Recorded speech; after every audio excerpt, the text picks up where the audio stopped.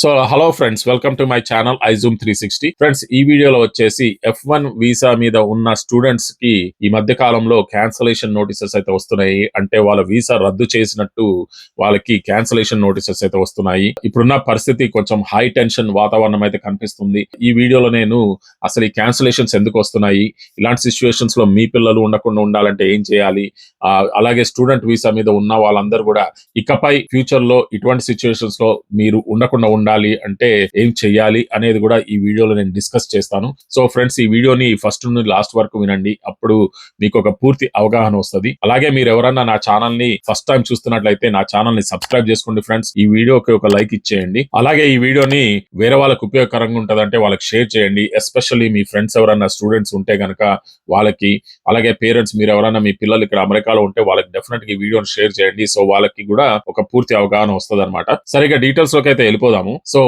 First వచ్చేసి ఎటువంటి criminal record ఉన్నా కూడా అండి మీకు ఈ వీసా క్యాన్సిలేషన్స్ అనేవి జరుగుతాయి. ఎస్పెషల్లీ ట్రంప్ అడ్మినిస్ట్రేషన్ వచ్చినాక అందరినీ కూడా ఇక్కడ చాలా స్ట్రిక్ట్ గా చూస్తున్నారు. అంటే ఎటువంటి ప్రాబ్లం క్రియేట్ చేసినా కూడా మిమ్మల్ని ఇక్కడ నుండి డిపోర్ట్ చేసే అవకాశం ఉన్నదన్నమాట. సో ఫస్ట్ వచ్చేసి వాళ్ళు ఆబ్వియస్లీ ఇల్లీగల్ ఇమిగ్రెంట్స్ తోటి స్టార్ట్ చేసినారు. ఆ తర్వాత క్రిమినల్ రికార్డ్స్ ఎవరికైతే ఉన్నాయో వాళ్ళందరినీ కూడా రివ్యూ చేస్తున్నారు. ఇప్పుడు అందులో భాగంగానే ఇప్పుడున్న క్యాన్సిలేషన్స్ ఏవైతే వస్తున్నాయో చాలా మట్టికి ఎటువంటి క్రిమినల్ హిస్టరీ ఉన్నా కూడా వాళ్ళకి క్యాన్సిలేషన్స్ వచ్చే అవకాశం ఉన్నది. క్రిమినల్ హిస్టరీ అంటే అండి ఎవరినో కత్తితో పొడి చేసి చంపేసి ఉండాల్సిన అవసరం లేదండి. కొన్ని సిచ్యువేషన్స్ లో సింపుల్ యాక్టివిటీస్ కూడా క్రిమినల్ కేసు కిందకి బుక్ అవుతాయి అనమాట. ఫర్ ఎగ్జాంపుల్, బేసికల్ గా ఇక్కడ ఉన్న స్టూడెంట్స్ ఇక్కడికి వచ్చినాక కొన్ని సార్లు క్లబ్బులకు వెళ్ళడం జరుగుతుంది. అక్కడ ఎవరితోటన్నా గొడవ పడడం జరుగుతుంది. అక్కడ గొడవ పడ్డప్పుడు ఒకరి మీద ఒకరు చేసుకున్నట్లయితే వీళ్ళ మీద కేసు నమోదు చేయడం జరుగుతుంది అనమాట. సో అలాంటి సిచ్యువేషన్స్ లో అది కూడా క్రిమినల్ యాక్టివిటీ అవుతుందండి. సో అలాగే అమెరికాలో ఒకవేళ తాగి నడిపితే దాన్ని DUI అఫెన్స్ అని అయితే అంటారు. అది డ్రైవింగ్ అండర్ ఇన్ఫ్లుయెన్స్ అనమాట. అదే కాకుండా దానికి అటాచ్డ్ చేసి రెక్లెస్ డ్రైవింగ్ కూడా ఇచ్చే అవకాశం ఉన్నది, మీరు సిచ్యువేషన్ ని బట్టి అనమాట. సో ఇక నెక్స్ట్ టాపిక్ వచ్చేసి ప్రొటెస్ట్ అండి. ఇక్కడ అమెరికాలో కొన్ని యూనివర్సిటీస్ లో గవర్నమెంట్ కి వ్యతిరేకంగా కొన్ని సార్లు ప్రొటెస్ట్ జరుగుతూ ఉంటాయి. అది ఎందుకు అవుతుంది అంటే వేరే కంట్రీస్ నుంచి అందరూ కూడా వస్తూ ఉంటారు, ఇక్కడ చదువుకుంటూ ఉంటారు. ఒక్కొక్కసారి వేరే దేశంలో ఏదన్నా జరుగుతూ ఉంటే ఆ స్టూడెంట్స్ ఏం చేస్తారంటే ఇక్కడ ప్రొటెస్ట్ ర్యాలీస్ తీస్తూ ఉంటారు. అలాంటి ర్యాలీస్ లో గనక మీరు పార్టిసిపేట్ చేస్తే మీకు కూడా అది ప్రాబ్లం క్రియేట్ చేస్తుంది. ఎందుకంటే మీరు ఆ ర్యాలీస్ ని సపోర్ట్ చేస్తున్నట్టు, ఆ సంస్థల్ని మీరు సపోర్ట్ చేస్తున్నట్లు, ఆ సంస్థకి మీరు ఒకవేళ మనీ ఇచ్చి ఉంటే ఇంకా అది మీ కేసు ఇంకా వర్స్ట్ గా ఉంటది అనమాట. అలాంటి సిచ్యువేషన్స్ అన్నిట్లో కూడా గవర్నమెంట్ ఏం చేస్తుంది అంటే వీళ్ళు ఆ సంస్థల్ని సపోర్ట్ చేస్తున్నారు, వీళ్ళు మనం చెప్పిన రూల్స్ ని పాటించట్లేదు, వీళ్ళు ప్రొటెస్ట్ చేస్తున్నారు, గవర్నమెంట్ కి వ్యతిరేకంగా ఉంటున్నారు అన్న ఆలోచనతోటి వాళ్ళ F1 వీసాలు రద్దు చేయడం జరుగుతూ ఉంటది. సో అదండి. సో ఇలాంటి సిచ్యువేషన్ అన్నిట్లో కూడా మీరు జాగ్రత్తగా అయితే ఉండాలి. సరే, ఇక అది కూడా పక్కన పెట్టేస్తే ఇక్కడికి వచ్చినాక చాలా మంది ఇల్లీగల్ జాబ్స్ కూడా చేస్తున్నారండి. అంటే ఇక్కడికి వచ్చినాక మీరు స్టూడెంట్ వీసా మీద ఉన్నప్పుడు బయట ఎక్కడ కూడా జాబ్స్ చేయకూడదు. సో ఓన్లీ యూనివర్సిటీ క్యాంపస్ లో, ఆ క్యాంపస్ లో వరకే మీరు వర్క్ చేసుకోవడానికి మీకు 20 గంటల వరకే అవకాశం ఉంటుంది. అది మించి ఎక్కువ చేయకూడదు అనమాట. సో అట్లా క్యాంపస్ లో దొరకని వాళ్ళందరూ కూడా ఇక్కడ బయటకు వచ్చేసి out side of the campus లో ఎక్కడన్నా జాబ్స్ చూసుకోవడం జరుగుతుంటది.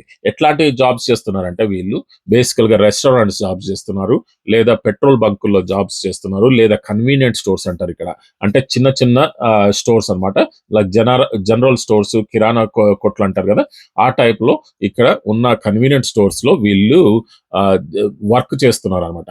సో ఇక్కడ గమనించాల్సిన విషయం ఏంటంటే అమెరికన్స్ అయితే ఇక్కడ వీళ్ళు ఎవరికి కూడా జాబ్స్ ఇవ్వరండి. ఇక్కడ ఇచ్చే జాబ్స్ కూడా మన ఇండియన్ బిజినెస్ ఓనర్స్ ఇస్తున్నారు అనమాట. సో ఇక్కడ ఉన్న మన ఇండియన్స్ కి కొంతమందికి బిజినెసెస్ ఉంటాయండి. సో వాళ్ళు కన్వీనియంట్ స్టోర్స్ ఉంటాయి, వాళ్ళకి పెట్రోల్ బంకులు ఉంటాయి, వాళ్ళకి రెస్టారెంట్స్ ఉంటాయి. సో ఇలాంటి బిజినెస్ ఓనర్స్ అందరూ కూడా ఈ స్టూడెంట్స్ కి జాబ్స్ ఇవ్వడం జరుగుతుంది. దీంట్లో వాళ్ళ స్వలాభం కూడా ఉన్నదండి. ఎందుకంటే వాళ్ళకి బేసికల్ గా తక్కువ జీతానికి ఈ స్టూడెంట్స్ ని పెట్టుకోవచ్చు. అదే అమెరికన్ వాళ్ళని హైర్ చేస్తే వాళ్ళు ఏం చేస్తున్నారంటే అమెరికా వాళ్ళకి జీతం ఎక్కువ ఇవ్వాలి. సో వీళ్ళు ఏం చేస్తున్నారంటే వాళ్ళ స్వలాభం కోసం మన పిల్లలకి వీళ్ళు జాబ్స్ ఇవ్వడం జరుగుతూ ఉంటది. కానీ ఇక్కడ సిచ్యువేషన్ ఏంటంటే మన స్టూడెంట్సే రిస్క్ లో పడతారు. అంటే ఏంటంటే ఇట్లాంటి సిచ్యువేషన్స్ వచ్చినప్పుడు, ఇప్పుడు చూడండి ట్రంప్ వచ్చినాక ఈ ఇమిగ్రేషన్ ప్రాసెస్ ని బాగా స్ట్రిక్ట్ గా గమనిస్తున్నాడు కాబట్టి వీళ్ళకి ఎవరికన్నా కూడా జాబ్స్ ఇక్కడ ఎక్కడ చేసినట్టు వాళ్ళకి తెలిస్తే గనక వాళ్ళని డెఫినెట్ గా వీళ్ళు టార్గెట్ చేస్తున్నారు ఇప్పుడు. కాబట్టి ఇలాంటి పార్ట్ టైం జాబ్స్ చేయడం కూడా రాంగ్, మీరు చేయమాకండి. ఒకవేళ మీరు ఎవరన్నా ఇదివరకు చేసి ఉన్న వాళ్ళు ఒకవేళ చేసి ఉంటే గనక ఇప్పటి నుండన్నా మానేయండి. అలాగే ఫ్యూచర్‌లో వచ్చే స్టూడెంట్స్ ఎవరన్నా ఉంటే ఇట్లాంటి పార్ట్ టైమ్ జాబ్స్ మీద మీరు ఆహ్, ఇంట్రెస్ట్ చూపొద్దు. సో, అది గూడా పక్కన పెట్టేస్తే సోషల్ మీడియా అండి. ఈ మధ్య కాలంలో సోషల్ మీడియాలో యాక్టివిటీ చాలా ఎక్కువగా జరుగుతుంది. ఫస్ట్ ఆఫ్ ఆల్ నా సజెషన్ ఏందంటే సోషల్ మీడియాకి మీరు ఎంత దూరంగా ఉంటే అంత బెటర్ అన్నమాట. ఎస్పెషల్లీ మీరు F1 వీసా మీద ఉన్నప్పుడు ఇలాంటి వాటిలలో మీరు తల దూర్చమాకండి. ఎందుకంటే సోషల్ మీడియాలోకెళ్ళినంక చాలా మెసేజెస్ మీకు వస్తూ ఉంటాయి. చాలా మంది పోస్ట్‌లు పెడుతూ ఉంటారు. అవన్నిటిని మీరు చూడడం జరుగుతుంటది. కొన్ని సిట్యుయేషన్స్‌లో మీరు లైక్‌లు కొడుతూ ఉంటారు. కొన్ని సిట్యుయేషన్స్‌లో కామెంట్స్ పెడుతూ ఉంటారు. ఇంకా కొన్ని సిట్యుయేషన్స్‌లో మీరు ఫార్వర్డ్ చేసి దాన్ని వేరే వాళ్ళతోటి షేర్ కూడా చేసే అవకాశాలు ఉన్నాయి. సో, అలాంటి సిట్యుయేషన్స్‌లో గూడా మీరు అలాంటి యాక్టివిటీస్ చేస్తూ ఉంటే మిమ్మల్ని ట్రాక్ చేస్తున్నారు. ఇక్కడ గవర్నమెంట్ ఏం చేస్తుందంటే ఇలాంటి యాక్టివిటీస్ చేసే వాళ్ళందరిని గూడా ట్రాక్ చేసి వాళ్ళ గురించి తెలుసుకొని వాళ్ళు గవర్నమెంట్‌కి విరుద్ధంగా సపోర్ట్ చేస్తున్నారని వాళ్ళందరిని గూడా అరెస్ట్ చేసే అవకాశం ఉన్నది. వాళ్ళందరిని గూడా డిపోర్ట్ చేసే అవకాశం ఉందన్నమాట. సో, ఫ్రెండ్స్ ఇలాంటి సిట్యుయేషన్స్‌లో గూడా మీరు ఎవ్వరు తల దూర్చమాకండి. సో, ఇంకొక పని గూడా ఈ స్టూడెంట్స్ ఏం చేస్తున్నారంటే అమెరికాకొచ్చినంక యూట్యూబ్ ఛానెల్స్ గూడా పెడుతున్నారండి. ఈ యూట్యూబ్ ఛానెల్స్‌లో గూడా ప్రాబ్లమ్ ఉన్నదండి. మీరు అమెరికాకొచ్చినంక ఎటువంటి డబ్బు గూడా మీరు సంపాదించకూడదు. అంటే మీరొచ్చేది స్టూడెంట్ వీసా మీద గాబట్టి, మీరు చదువుకోవడం కోసం వస్తున్నారు గాబట్టి, మీరు చదువుకోవాలనమాట. మీరు పనులు చేయగూడదు. సో, ఈ సిట్యుయేషన్‌లో ఒకవేళ మీరు యూట్యూబ్ ఛానెల్స్ పెట్టి, ఆ యూట్యూబ్ ఛానెల్ గనక మానిటైజ్ చేస్తే గనక, అది గూడా డబ్బులు సంపాదించిన దాని లెక్క కిందకే వస్తది. సో, అలాంటి సిట్యుయేషన్స్‌లో గూడా మీరు ట్రబుల్‌లో పడే అవకాశం ఉందనమాట. సో, ఇక ఇది అన్నిటిని పక్కన పెట్టేస్తే ఇవన్నిటి రికార్డ్స్‌ని మీ బ్యాక్‌గ్రౌండ్‌లో, మీ హిస్టరీలో ఉంటాయండి. ఈ ఇటువంటి ఇప్పుడు నేను కవర్ చేశాను గదా! చాలా టాపిక్స్. ఇటువంటి క్రిమినల్ హిస్టరీస్ గాని, ఇటువంటి యాక్టివిటీస్‌లో మీరు పార్టిసిపేట్ చేసినట్టు ఎక్కడైనా మీరు దొరకబడి, మీకు అక్యూజ్ అయ్యి, మీరు కన్విక్ట్ అయితే గనక మిమ్మల్ని ఒకవేళ అరెస్ట్ చేసినట్లయితే, అట్లాంటి క్రిమినల్ రికార్డ్స్ ఉన్నట్లయితే అవన్నీ గూడా మీకు ఇక్కడ ప్రాబ్లమ్ క్రియేట్ చేస్తాయి. ఇక్కడ అమెరికన్ గవర్నమెంట్ చాలా స్మార్ట్ అండి. సో, ఫర్ ఎగ్జాంపుల్ ఇదివరకు ఏమైందంటే బైడెన్ అడ్మినిస్ట్రేషన్‌లో వీళ్ళు పోలీస్ డిపార్ట్‌మెంట్ వాళ్ళు ఇమ్మిగ్రేషన్ డిపార్ట్‌మెంట్ తోటి మాట్లాడేవాళ్ళు గాదు. ఇవన్నీ సెపరేట్‌గా పనిచేసాయి అన్నమాట. ఇప్పుడేమవుతుందంటే ఇప్పుడు పోలీస్ రికార్డ్స్ ఏవైతే ఉన్నాయో అవన్నింటిని గూడా వీళ్ళు ఇంపోర్ట్ చేసుకొని వీళ్ళు రివ్యూ చేయడం జరుగుతుంది. సో, బేసికల్‌గా ఇప్పుడు ఇమ్మిగ్రేషన్ డిపార్ట్‌మెంట్ ఏం చేస్తుందంటే ఇట్లాంటి క్రిమినల్ హిస్టరీ గాని, ఇట్లాంటి యాక్టివిటీస్ గాని ఎవరికన్నా ఉన్నప్పుడు అవన్నిటిని ఉద్దేశించి అవన్నిటిని కన్సిడరేషన్‌లోకి తీసుకొని బేసికల్‌గా వాళ్ళ F1 వీసాలు క్యాన్సలేషన్స్ చేసి వాళ్ళకి ఈ నోటీసులు పంపడం అనేది జరుగుతుంది.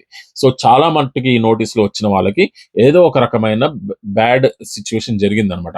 అంటే ఏదో ఒక రకమైన లైక్ క్రిమినల్ యాక్టివిటీ ఉండడం గాని, ఏదో ఒక రకమైన DUI ఉండడం గాని, ఇట్లాంటి సిట్యుయేషన్స్ ఏదో ఒకటి జరిగినాయి. సో, ఇలాంటి విషయాల్లో కొంచెం జాగ్రత్తగా ఉండండి. సో, బేసికల్‌గా ఈ క్యాన్సలేషన్స్ వచ్చినప్పుడు మీరు ఇక్కడ నుండి డిపోర్ట్ అవ్వమని కూడా యూఎస్ గవర్నమెంట్ చెప్తుంది. సో, మీరు సెల్ఫ్ డిపోర్ట్ కూడా అవ్వచ్చు అని కూడా చెప్తున్నారనమాట. సో, ఒక లాయర్‌ని అయితే ఇమ్మీడియేట్‌గా కన్సల్ట్ చేయండి. అది నా పర్సనల్ సజెషన్. ఇక ఆ తర్వాత మీరు ఒకవేళ సెల్ఫ్ డిపోర్ట్ అవ్వాలి అనుకుంటే మీకు ఒక యాప్ కూడా కల్పిస్తుంది ఇమ్మిగ్రేషన్ డిపార్ట్మెంట్. కానీ ఈ వీడియో నేను చేయడానికి మెయిన్ కారణం ఏందంటే ఇట్లాంటి సిట్యుయేషన్స్‌లో వేరే వాళ్ళు ఉండకుండా ఉండాలంటే ఎటువంటి జాగ్రత్తలు తీసుకోవాలని అయితే ఈ వీడియో నేను చేయడం జరుగుతుంది.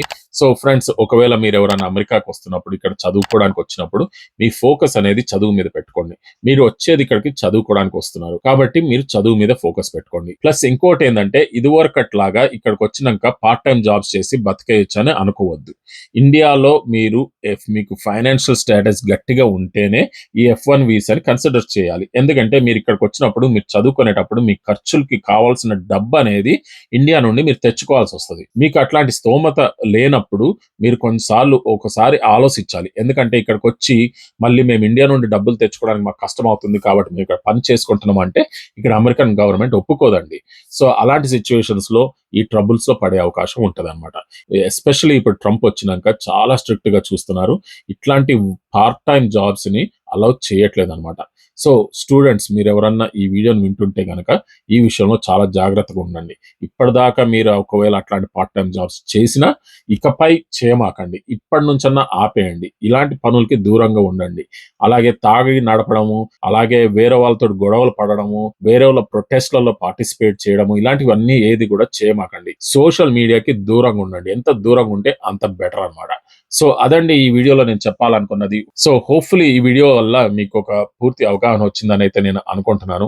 ఈ వీడియో గురించి ఇంకేమన్నా క్వెషన్స్ ఉంటే గనక మీరు కామెంట్స్ లో పెట్టండి, నేను క్లారిఫై చేయడానికి ట్రై చేస్తాను. అలాగే ఈ వీడియో వేరే వాళ్ళకి ఉపయోగకరంగా ఉంటదంటే వాళ్ళతో షేర్ చేయండి. ఎస్పెషల్లీ పేరెంట్స్, మీరు ఇండియా నుండి వాచ్ చేస్తుంటే మీ పిల్లలతోటి ఈ వీడియో షేర్ చేయండి. అలాగే మీరెవరన్నా నా ఛానల్‌ని ఇదే ఫస్ట్ టైమ్ చూస్తున్నట్లయితే నా ఛానల్‌ని సబ్స్క్రైబ్ చేసుకోండి ఫ్రెండ్స్. నాకు సపోర్ట్ చేయండి. అప్పుడు నేను ఇట్లాంటి వీడియోస్ మరికొన్ని చేసి పెట్టగలుగుతూ ఉంటాను. సో ఫ్రెండ్స్, ఇక మళ్ళీ నెక్స్ట్ వీడియోలో అయితే కలుద్దాం. Thank you very much for watching my video. By.